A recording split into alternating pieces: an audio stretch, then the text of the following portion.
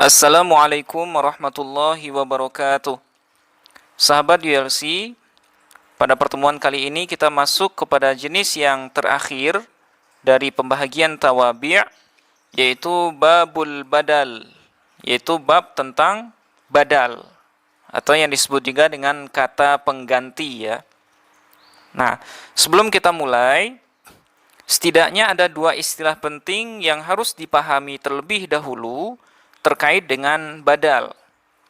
Yang pertama ada yang disebut dengan badal, kata pengganti. Kemudian yang kedua ada yang disebut dengan mubdal minhu, atau ada juga yang menyebutnya dengan mabdul, yang bermakna kata yang digantikan. Nah, sehingga dalam hal ini, sebagaimana halnya dengan tawabi sebelumnya, badal itu harus menyesuaikan diri atau harus mengikuti mubdal minhunya. Nah, sehingga kalau mubdal minhunya rofa, maka badal juga harus rofa. Nah, sebagaimana halnya kalau mubdal minhunya nasab atau jer, maka badalnya juga harus nasab atau jer. Nah, misal pada contoh, Ja'a Muhammadun akhuka. Nah, telah datang Muhammad, siapa? Saudara laki-lakimu. Nah, jadi lafaz akhu di sini pada contoh ini dia berfungsi sebagai badal dari lafaz Muhammadun. Ya. Nah, karena dia menggantikan lafaz Muhammad. Nah, kalau kita analisis, akhu posisinya adalah sebagai badal, hukumnya rofa, tanda rofaknya waw karena dia isim yang 5.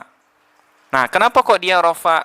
Karena mubdal minhunya, ya, karena kata yang digantikannya juga rofa, yaitu lafaz Muhammadun. Oke, nah ini dua istilah penting dalam bab badal. Nah, sekarang apa itu badal menurut ahli nahu ya?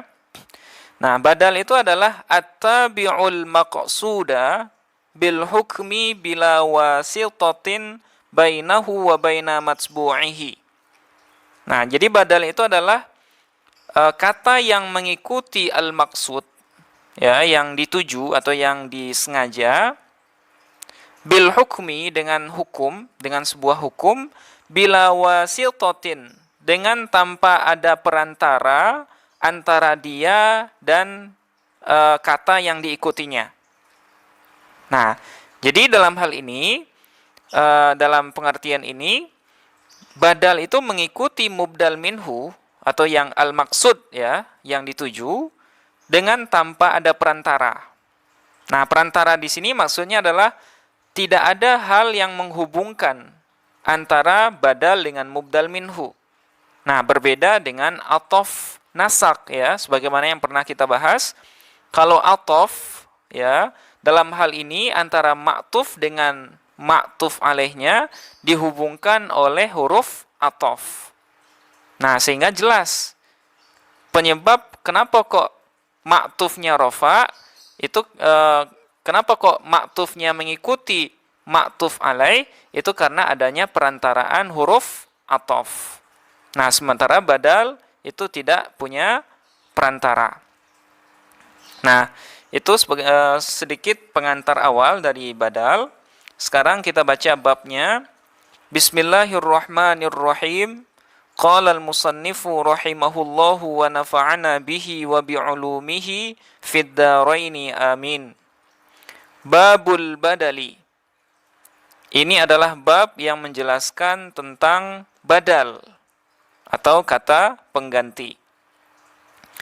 Idza ubdila ismun min ismin aw fi'lun min fi'lin tabi'ahu fi jami'i i'rabihi.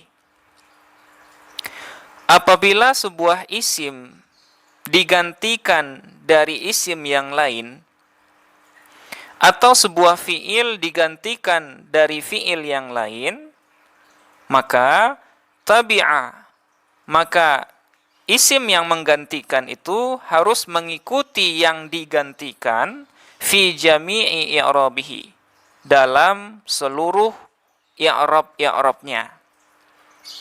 Nah, dhamir hi yang ada pada i'rabihi itu kembalinya adalah kepada mubdal minhu ya. Jadi seperti yang kita jelaskan di awal, badal itu dia harus mengikuti i'rab dari mubdal minhunya. Baik dalam hal rafa, nasab ataupun khafat. Ataupun nanti jazam juga ya, kalau badalnya berupa fiil dari fiil. Nah, dalam hal ini yang ada badal itu hanya isim dari isim, kemudian fiil dari fiil. Nah, jadi tidak akan ada badal isim dari fiil atau badal fiil dari isim. Nah, itu sepintas yang kita pahami dari kalam musannif ya. Oke. Wa huwa arba'atu aqsamin. Dan adapun badal itu ada 4 pembahagian atau 4 jenis ya. Yang pertama adalah badalu syai'i minasyai'i, yaitu badal sesuatu dari sesuatu. Nah, apa itu badal syai' min syai'? Atau ada juga yang menyebutnya dengan badal kul minal kul atau badal mutabiq, yaitu maka nathani fihi ainal awwali, yaitu badal yang mewakili secara utuh dari mubdal minhunya. Nah, ini disebut dengan badal syai' min syai'.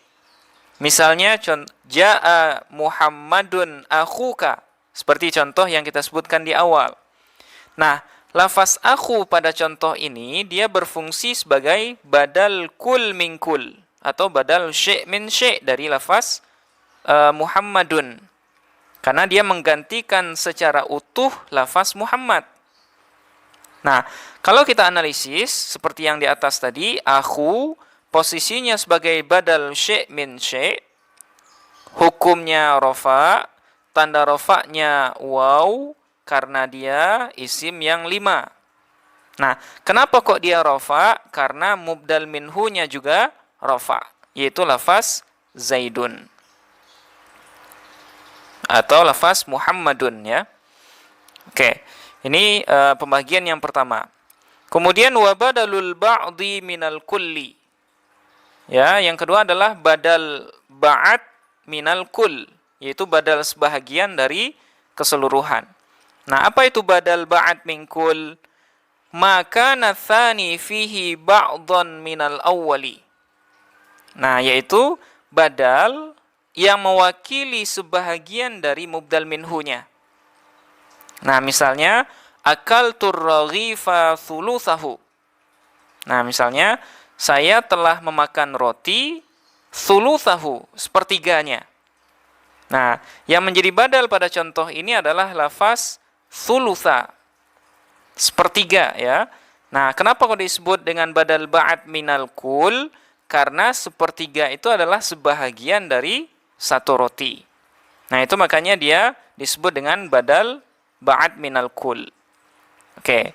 Nah, kalau kita analisis, thulutha posisinya sebagai badal ba'at minal kul, hukumnya nasab, tanda nasabnya fathah karena dia isim mufrad. Nah, kenapa kok dia dibaca nasab? Karena mubdal minhunya juga nasab, yaitu kalimat raghifa. Oke.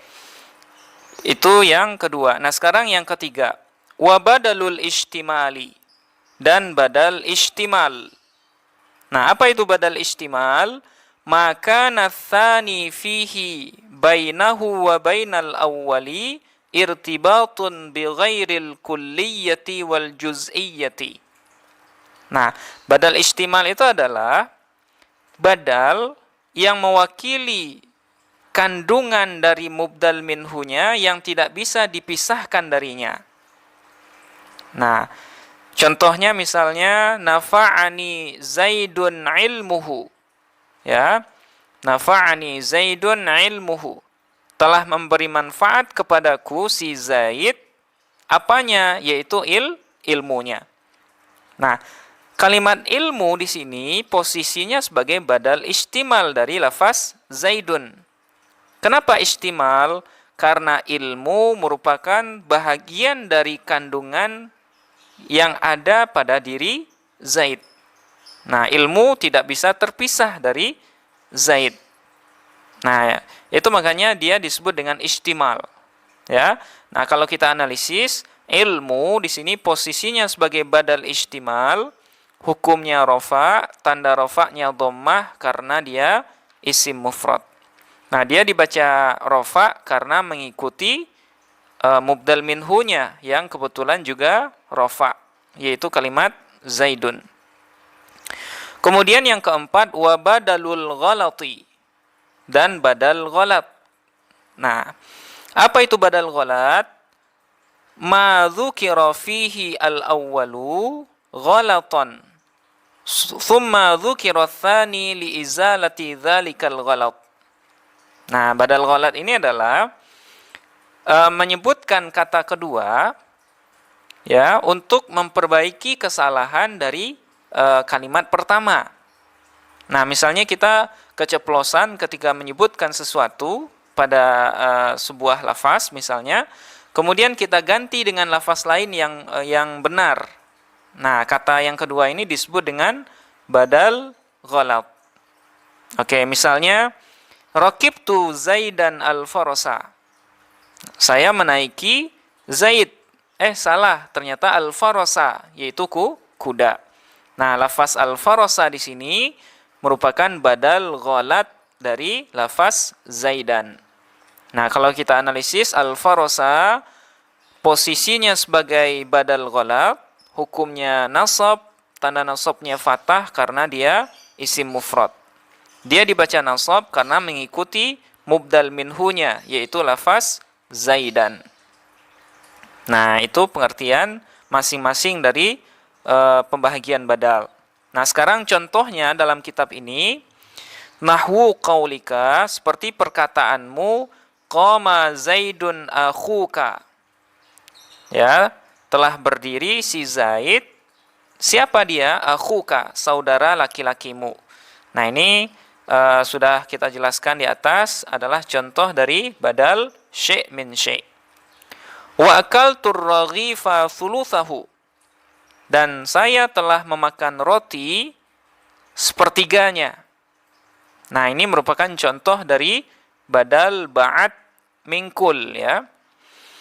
Kemudian wa nafa'ani Zaidun ilmuhu, telah memberi manfaat kepadaku si Zaid. Apanya? Yaitu ilmunya. Nah, ini merupakan contoh dari badal ihtimal ya. Kemudian yang terakhir, wa ra'aitu Zaidan al-Farasa. Saya telah melihat si Zaid, salah. Ternyata al-Farasa, yaitu kuda.